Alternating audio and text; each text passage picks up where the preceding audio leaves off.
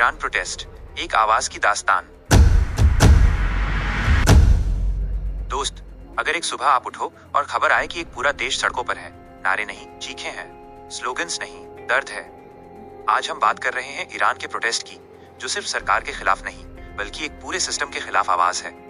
Iran, जहां कानून सिर्फ कागज पर नहीं, जिंदगी पर लिखा जाता है, खासकर औरतों की जिंदगी पर। यहाँ कपड़ों से लेकर सोच तक सब कुछ कंट्रोल में है, और जब कंट्रोल हद से ज्यादा बढ़ जाए तो लोग चुप नहीं रहते दोस्त।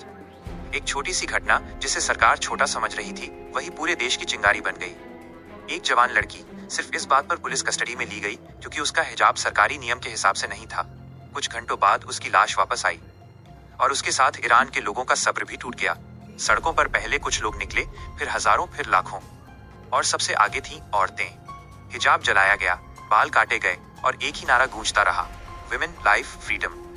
ये सिर्फ कपड़ों का मुद्दा नहीं था दोस्त, ये था जीने के हक का सवाल। सरकार ने सोचा डर दिखाकर लोगों को चुप करा देगी। इंटरनेट बंद, मीडिया बंद, गोली, लाठी और गिरफ्तारी। लेकिन जब आवाज पेट से नहीं, दिल से निकले ना, तो उसे दबाना मुश्किल होता है। आज ईरान का जवान पूछ रहा है, पढ़ाई के बाद नौकरी कहाँ है? महंगाई क्यों हर दिन बढ़ रही है? और सबसे बड़ा सवाल, हम बोल क्यों नहीं सकते? अमेरिका और यूरोप के सैंक्शंस ने ईरान की इकोनॉमी को और तोड़ दिया। करेंसी गिर रही है, रोजगार कम हो रहा है, और फ्यूचर धुंधला दिख रहा है। इस गुस्से को सिर्फ फौरन साजिश कह देना, सच से भागना है दोस्त। पूरी दुनिया ये सब देख रही है। यूनाइटेड नेशंस में सवाल उठ रहे हैं, ह्यूमन राइट्स पर रिपोर्ट्स आ रही हैं। यहीं पर भारत जैसे देश सोच समझकर कदम रख रहे हैं। पीएम नरेंद्र मोदी की फॉरेन पॉलिसी का एक सिद्धांत रहा है, हर देश के इंटरनल मामले का सम्मान, लेकिन साथ ही मानव अधिकारों पर नजर। इंडिया के लिए ईरान सिर्फ एक देश नहीं, एनर्जी पार्टनर है, स्ट्रैटेजिक पार्टनर है। इसलिए भारत संतुलित भाषा बोलता है। ईरान की सरकार जानती है, अगर एक बार सिस्टम हिल गया तो पूरी बुनियाद हिलेगी। इसलिए हर आवाज को फॉरेन कॉन्स्पिरेसी बताया जाता है। लेकिन सच ये है दोस्त, अगर सब कुछ ठीक होता तो लोग अपनी जान जोखिम में डालकर सड़कों पर नहीं आते। इंटरनेट बंद होने के बाद भी वीडियोस बाहर आ रही हैं, वीपीएन के जरिए, छुपी हुई रिकॉर्डिंग्स के जरिए।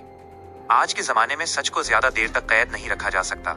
अब सवाल सिर्फ एक है, आगे क्या? क्या सरकार और सख्त होगी? क्या लोग थक कर चुप हो जाएंगे, या फिर वक्त एक नया मोड़ लेगा? इतिहास गवाह है दोस्त, जब लोग एकजुट हो जाते हैं तो सबसे मजबूत सिस्टम भी हिलने लगता है। ईरान का प्रोटेस्ट सिर्फ ईरान की कहानी नहीं है, ये हर उस जगह की कहानी है जहां आवाज दबाई जाती है। इसीलिए पीएम मोदी बार बार कहते हैं, लोकतंत्र में संवाद सबसे जरूरी है। अब फैसला वक्त करेगा कि ईरान का भविष्य किस दिशा में जाता है।